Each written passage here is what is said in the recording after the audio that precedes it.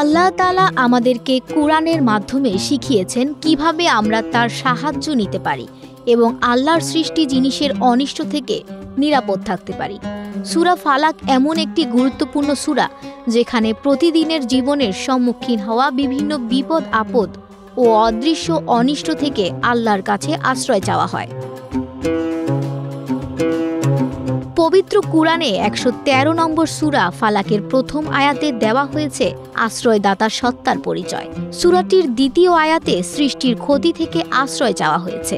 তৃতীয় আয়াতে রাতের অনিষ্ট থেকে আশ্রয় চাওয়া হয়েছে। এখানে রাত বলতে অন্ধকার, অশুভ, মন্দ সবকিছুরই ইঙ্গিত আছে। সাধারণত সব অপরাধ বা পাপের সময় রাত, অন্ধকারে কি হচ্ছে তা অনেক সময় অগোচর থেকে যায়। অগোচর বিপদের হাত থেকে আগাম প্রস্তুতি নেওয়াও দুরূহ। চতুর্থ আয়াতে গেরোয়া ফু দিয়ে যে অনিষ্ট করা হয়েছে অর্থাৎ কালো জাদু থেকে আশ্রয় চাওয়া হয়েছে এবং পঞ্চম আয়াতে হিংসুকের অনিষ্ট থেকে আশ্রয় চাওয়া হয়েছে। পুরো সূরাতেই অন্ধকার, মিথ্যা ও অন্যায় ভেদ করে আলো বা সত্য প্রকাশের কথা এসেছে। সব ধরনের অন্ধকার ভেদ করে আলোর প্রকাশকারী আল্লাহর আশ্রয় চাওয়া হয়েছে এই সূরায়।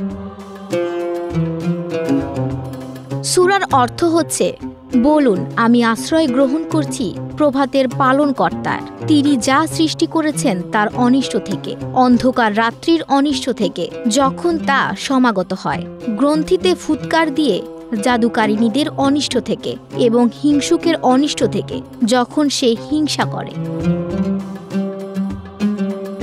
কুরআনের আলোয় নিজেকে আলোকিত করতে হলে অবশ্যই সূরা ফালাকে আল্লাহর নির্দেশ আমাদের মেনে চলা উচিত। মুসলমান হিসেবে প্রতিটি মানুষের উচিত নবীজি সাল্লাল্লাহু আলাইহি ওয়াসাল্লামের দেখানো পথে জীবন পরিচালনা করা এবং আল্লাহর নির্দেশ মেনে চলা। আফসানা ভুইয়া, প্রবাস খবর।